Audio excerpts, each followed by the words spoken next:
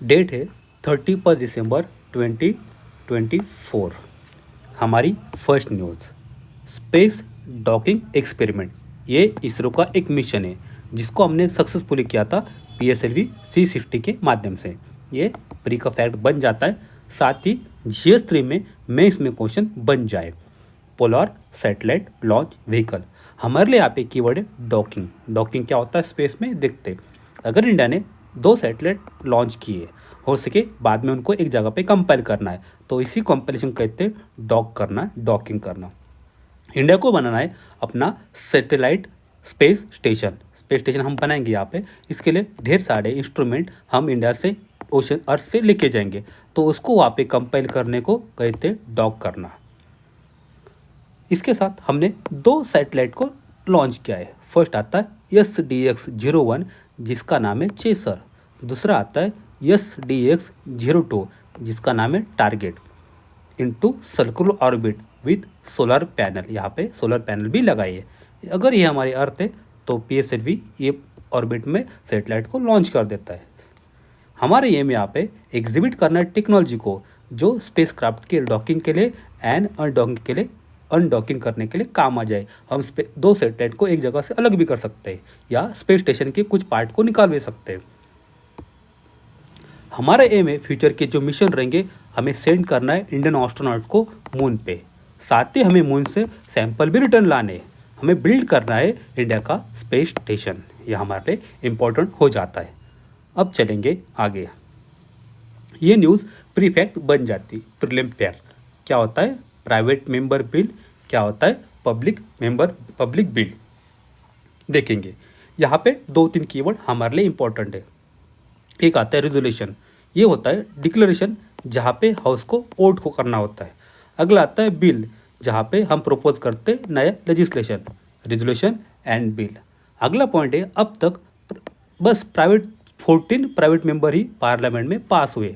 1970 के बाद कोई भी private member bill Indian parliament में पास नहीं हुआ है। प्राइवेट मेंबर बिल को ओनली फ्राइडे को इंट्रोड्यूस किया जाता है। हमारे लिए प्री पैक्ड पॉइंट बन जाता है। इस पे आगे चलते हैं।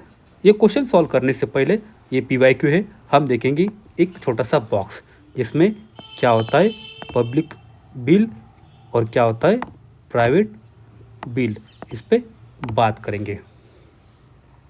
इसको बस कोई मिनिस्टर ही पार्लियामेंट में इंट्रोड्यूस कर सकते हैं।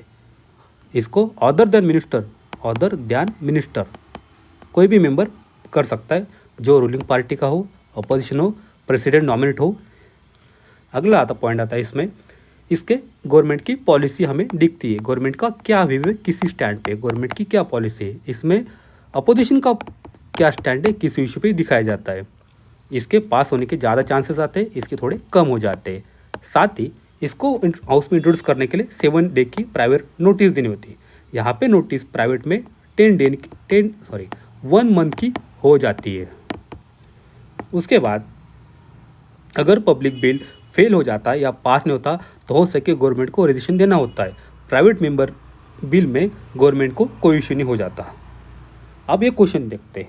क्वेश्चन पार्लियामेंट ऑफ इंडिया की बात कर रहा है। एक प्राइवेट मेंबर बिल, अभी हमने देखा एक बिल है जिसको प्रेजेंट किया जाता है एक मेंबर ऑफ पार्लियामेंट के माध्यम से, who is not elected but only nominated by president of India. नहीं, वो इलेक्ट भी हो सकता है, नॉमिनेट भी हो सकता है, इंडिपेंडेंट भी हो सकता है।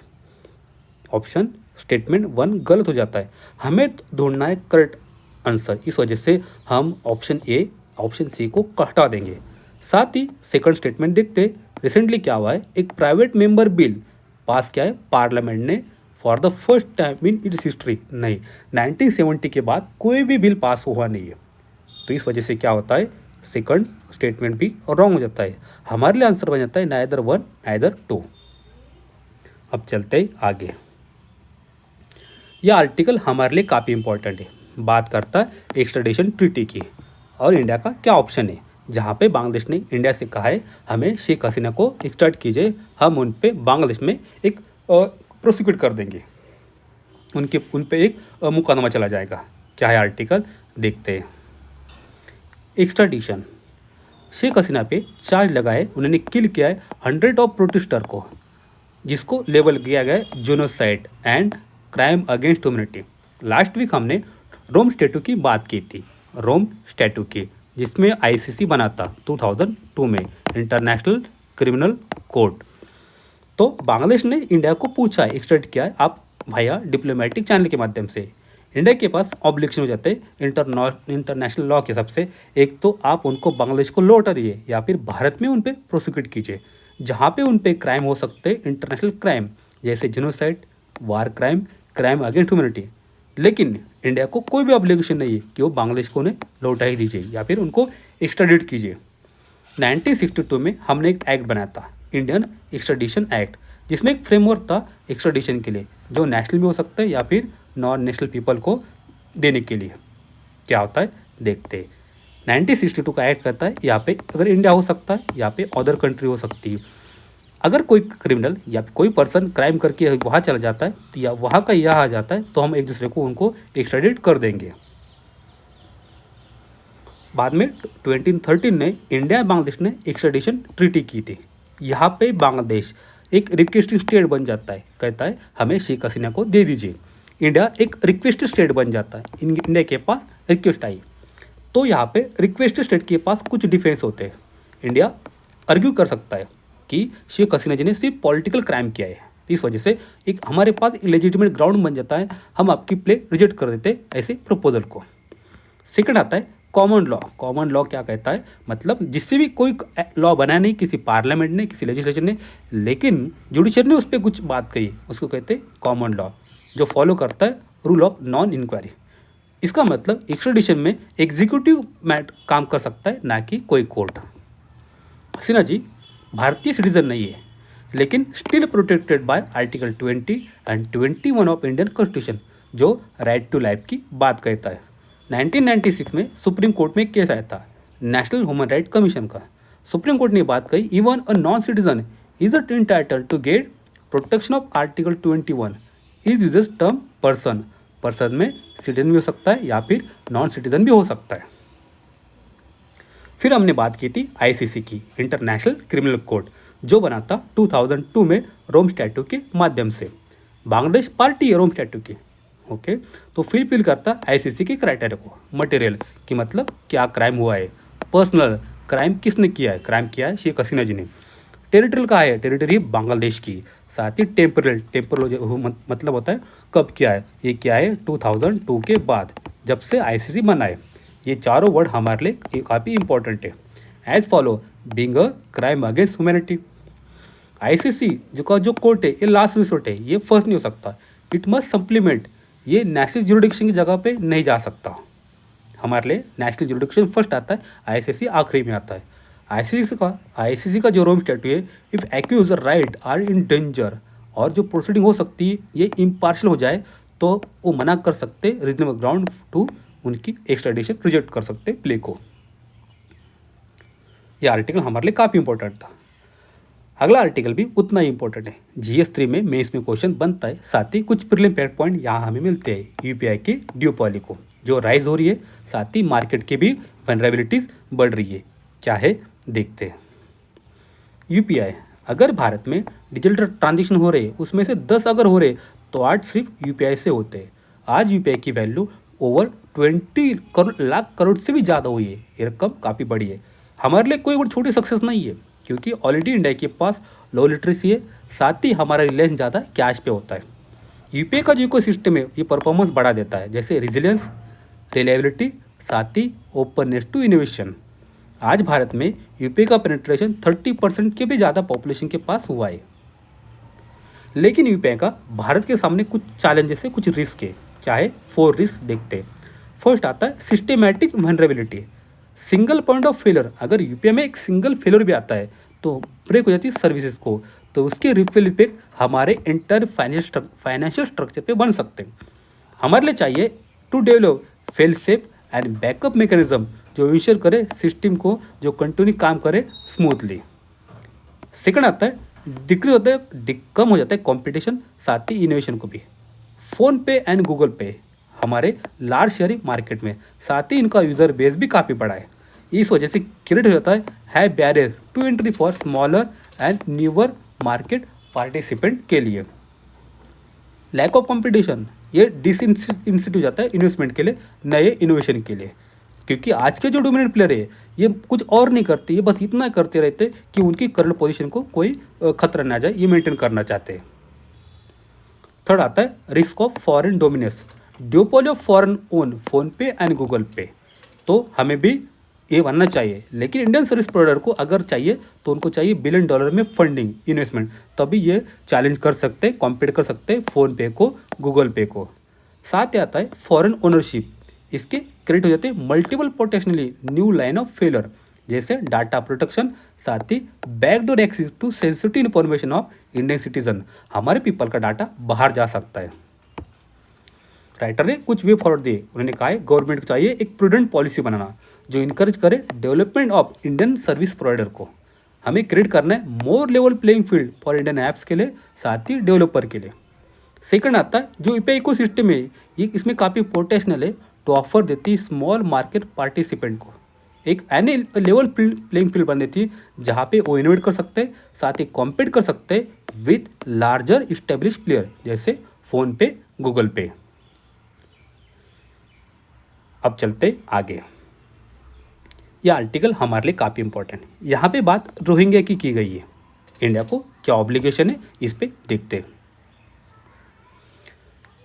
हमारा आर्टिकल रिफ्यूजी इशू की बात करता है, हो सके GS4 में इथिक्स में क्वेश्चन बन जाए, इंटरनेशनल रिलेशन में इथिक्स, या फिर GS2 में पॉलिसी में क्वेश्चन बन जाता है, या प्रीलिम फैक्ट पॉइंट भी हमें यहाँ मिलते हैं। रिफ्यूजी इशूज़ 1951 में रिफ्यूजी कन्वेंशन आया था, उसके बाद उसका प्रोटोकॉल आया था 1967 में। यहाँ पे आता है एक प्रिंसिपल ऑफ नॉन रिफ्यूलमेंट, मतलब अगर कोई आपसे शरणार्थी आपके पास आता है तो आप उसको शरण दीजिए, आप उसको मना नहीं कर सकते। प्रोहिबिट करता है स्टेट को from expelling individual under their jurisdiction, जहाँ पे उनको एविडेंस हो जाए, सजेस्ट करता है फेस प्रोसिक्यूशन, टॉर्चर और other seven human right violation upon return. अगर यहाँ पे म्यांमार के पीपल इंडिया में आते हैं और शरण मांगते हैं, और हमें पता है म्यांमार में रोहिंग्या पे काफ़ी अत्याचार हो रहे हैं, तो इंडिया उनको मना नहीं कर सकता, या कोई भी कंट्री उनको मना नहीं कर सकती। This principle is cornerstone of human right, humanitarian and refugee law के लिए बाइंडिंग करता है ऑब्लिगेशन स्टेट पे, आप उस पर एसेंट करें या न करें इस 1951 के प्रोटोकॉल पे, कन्वेंशन पे, 67 के प्रोटोकॉल को, आपको उनको शरण देनी ही होंगी। इंडिया का स्टैंड क्या है देखते हैं। India neither signatory to refugee convention, 1951 के कन्वेंशन का मेंबर नहीं है, साथ ही कोई पार्टी नहीं है कि इंटरनेशनल इंस्ट्रूमेंट का। हमारे पे कोई ऑब्लिगेशन नहीं है टू प्रोवाइड एसएलएम और adhere to principle of non refoulement. अभी हमने देखा क्या होता है नॉन रिफिलमेंट। अगर आपके पास कोई शरणार्थी आता है तो आप उसको मना नहीं कर सकते, किसी भी हालत में आपको उनको शरण देनी पड़ेगी। इंडिया का जो डोमेस्टिक लीगल फ्रेमवर्क है टू डिटेन रिफ्यूजी, हमारे पास कोई भी रिफ्यूजी का लॉ नहीं, हम गवर्न करते रिफ्यूजी को foreigner act 1946 and passport act 1967 confer करता है एग्जीक्यूटिव पावर, हमारे गवर्नमेंट को पावर देती टू रेगुलेट करे प्रेजेंस ऑफ फॉरेनर को। बात आती है इंडिया के इंटरनेशनल ऑब्लिगेशन पे। International covenant on civil and political right, India इसका पार्टी है, ये ऑब्लिगेट करता है आप रिफुल कीजिए इंडिविजुअल को to places where they may face torture, cruel, inhuman और डिग्रेडिंग ट्रीटमेंट। जैसे म्यांमार ने, इंडिया उनको मना नहीं कर सकता, इंडिया को उनको शरण देनी ही होगी। साथ ही अगला आता है कन्वेंशन अगेंस्ट टॉर्चर, इसमें मेंशन किया नॉन रिफिलेंट की बात कही गई। इंडिया ने इसमें सिग्नेचर की है, बट इंडिया ने अब तक इसको रेटिफाई नहीं किया है, इसको नॉट रेक्टिफाइड किया है हमारे पार्लियामेंट के माध्यम से। ये भी हमारे लिए एक प्री का फैक्ट बन जाता है कन्वेंशन अगेंस्ट टॉर्चर। अब चल थोड़ा आगे देखते हैं। फिर अभी हमने इंटरनेशनल की बात की, अब डोमेस्टिक की बात करेंगे। Domestic refugee law India lack करता है, भारत के पास कोई भी डोमेस्टिक रिफ्यूजी लॉ नहीं है। हमारे सुप्रीम कोर्ट ने एक केस में उड़ीसा का 1997, साथ ही नालसा का केस आया था 2014 में। सुप्रीम कोर्ट ने कहा था absence of domestic legislation on refugee, तो हमें इंटरनेशनल कन्वेंशन और नॉर्म्स को अप्लाई करना चाहिए कोर्ट को, हमें इंश्योर करना है डिग्निटी ऑफ ह्यूमन लाइफ को। फिर इंडियन कॉन्स्टिट्यूशन का आर्टिकल 51C DPSP ये कहता है, मैंडेट देता है स्टेट को आप स्ट्राइव कीजिए, प्रोमोट कीजिए रिस्पेक्ट फॉर इंटरनेशनल लॉ की एंड ट्रीटी ऑब्लिगेशन की। लेकिन इतना होके भी हमारे सामने कुछ चैलेंज आ जाते हैं रिफ्यूजी के। हमारे पास कोई भी रिफ्यूजी पॉलिसी नहीं है, तो डिस्परेट ट्रीटमेंट बन जाती है डिफरेंट रिफ्यूजी के लिए डिफरेंट सेक्शन से, जहाँ पे ड्राइव हो जाता है इंडिया की shifting to geo political and diplomatic interest के साथ में। सेकंड आता है डिस्क्रिमिनेशन। तिब्बतियन, श्रीलंकन, अफगान, इनको हमने रिफ्यूजी ग्रांट दिया है, सर्टिफिकेट दिए, लेकिन रोहिंग्या को हम नहीं दे पाए अब तक। उनको हमने आर्बिट्री डिटेन कर रखा है, साथ ही उनको क्रिमिनल इम्प्रिजमेंट भी कर दिया है। थर्ड आता है सिटीजन अमेंडमेंट एक्ट 2019। इसमें हमने एक्सक्लूड किया है prosecuted Muslim minorities such as Rohingya from its ambit. और फोर्थ आता है रिफ्यूजी एनजीओ, इनके पास फंड की कमी है, साथ ही FCRA के माध्यम से इनका बहुत सारे का लाइसेंस हट गया है। ये हमारे लिए काफ़ी इंपॉर्टेंट आर्टिकल था। आप चलते आगे। ये न्यूज़ हमारे लिए काफ़ी इंपॉर्टेंट है। यहाँ पे कुछ कीवर्ड आते, देखते क्या है। RBI, ये RBI सबको पता है। RBI 3 रिपोर्ट पब्लिश करती है, हमारे प्रीमियम फैक्ट बन जाता है।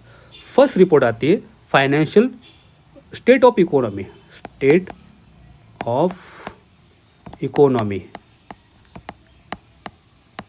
ये एवरी मंथ पब्लिश की जाती है। सेकंड आती है फाइनेंशियल स्टेबिलिटी रिपोर्ट, जो हमारे आज की न्यूज़ में भी है। ये इसको एवरी 6 मंथ में पब्लिश किया जाता है। और एक आता है एनुअल रिपोर्ट, जिसको हर साल एवरी ईयर RBI पब्लिश करती है। हमारे सामने यहाँ पे सेकंड कीवर्ड आता है PCR। PCR क्या होता है देखते हैं। फर्स्ट हमने अभी देखा फाइनेंशियल स्टेबिलिटी रिपोर्ट FCR। अब देखेंगे provisioning coverage ratio PCR। Bank के पास कितना NP है, कितना अभी आने का बाकी NP है, नॉन परफॉर्मिंग एसेट, उसके हिसाब से बैंक ने अपने पास कितनी अकाउंट सेव रखी है। अगर NP लॉस हो जाता है तो इसमें से कुछ पैसे हम सेव कर सकते हैं, ये यूज़ कर सकते हैं। इसको कहते हैं प्रोविजनिंग कवरेज रेशो। बैंक के पास कितना पैसा था अब और उनके पास कितना NP है, दोनों का रेशियो बनता है कवरेज, दोनों का रेशियो मिलकर बनता है PCR। थर्ड आता है यहाँ पे एक इम्पॉर्टेंट पॉइंट है, उसको दिखाते हैं बैंक्स डिपॉजिट प्रोफाइल। ये हमारे लिए भी प्री का फैक्ट बन जाता है। बैंक डिपॉजिट प्रोफाइल, ऑलरेडी पहले लो कॉस्ट कासा डिपॉजिट ज़्यादा होता था, करंट अकाउंट, सेविंग अकाउंट, लेकिन अब वो हट के एक टर्म डिपॉजिट ज़्यादा बन गई है, जहाँ पे आपको हायर इंटरेस्ट रेट मिलता है। क्या बात की गई है, कासा की, current account and saving account. अगला आता है टर्म डिपॉजिट, आपको कुछ साल तक यहाँ पैसे रखने होंगे, फिर आपको ज़्यादा इंटरेस्ट मिलेगा।